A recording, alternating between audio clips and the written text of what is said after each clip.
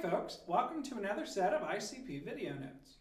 Today we're going to talk about the law of conservation of energy. We have a lot to talk about, so let's get rolling. When you hear the word conservation, you might think about a conservation officer who works for the Department of Natural Resources. A conservation officer's job is to help enforce the state and federal laws that help protect and save our environment. To conserve means to save. So when we talk about the conservation of energy, we're talking about how energy is saved in a system. In other words, the total amount of energy will never change in a closed system. Closed meaning that energy can't escape or be brought in.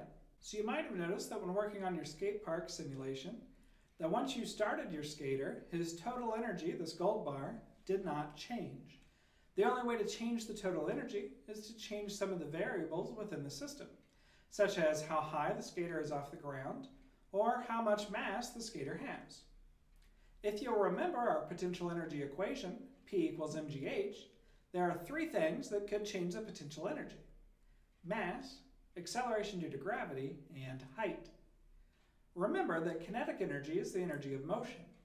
So if the skater is not moving, his potential energy is all the energy he has, because obviously he can't have any kinetic energy because he's not moving.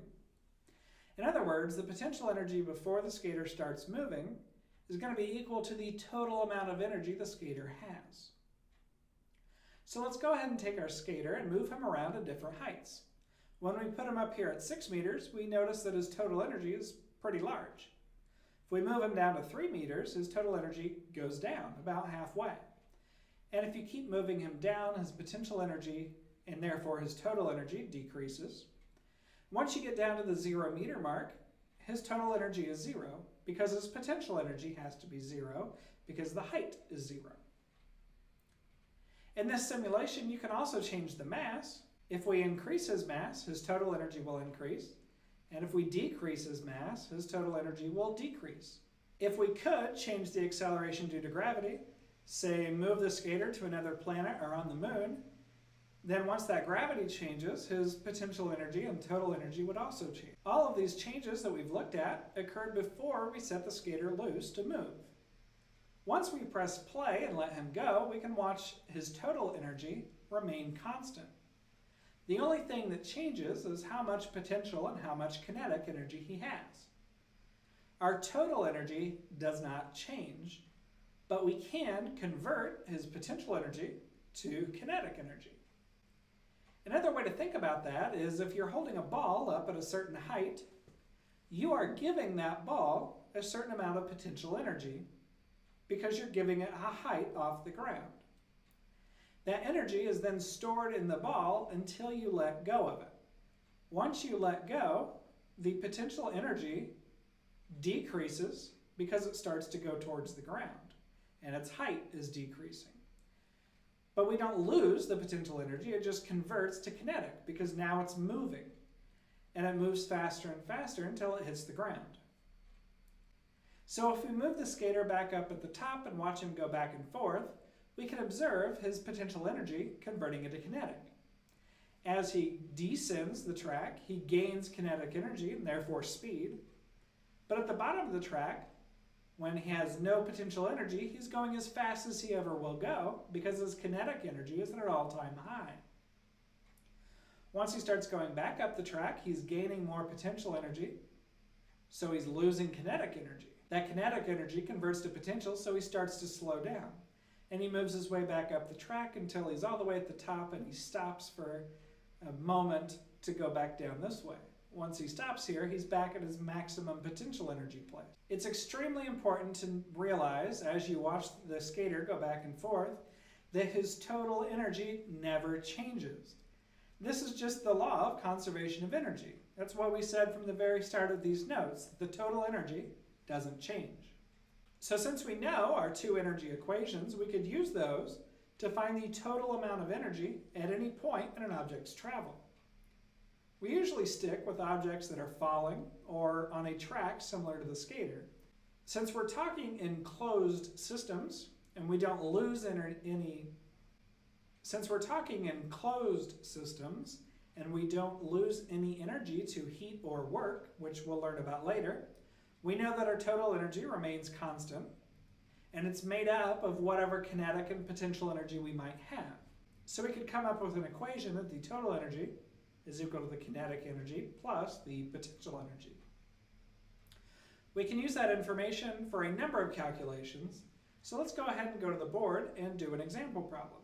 Most of the problems about the law of conservation of mass that you'll see in this class will be split up into multiple parts similar to the one we're about to do. So our practice problem says that if we have a 1.2 kilogram apple hanging from a tree at a height of about 10 meters, what is its total energy going to be? So remember that the total energy is equal to the kinetic plus the potential. Our apple is hanging off of the tree, so it's not moving. So we can already assume that the kinetic energy is 0. So all we have to do is find the potential energy. We know our potential energy equation is P equals mgh, and our problem said that the mass was 1.2 kilograms, the height was 10 meters, and gravity on Earth, as you should know, is 9.8 meters per second per second. So we plug that into our equation. We get 1.2 kilograms times 10 meters times 9.8 meters per second. And we get that the potential energy is equal to 117.6 joules. So 117.6 plus our 0 gives us a total energy of 117.6 joules. So the next part to our problem says what is the kinetic energy of the apple once it gets to the 4 meter mark. You might think we'd use our kinetic energy equation, but we don't know velocity.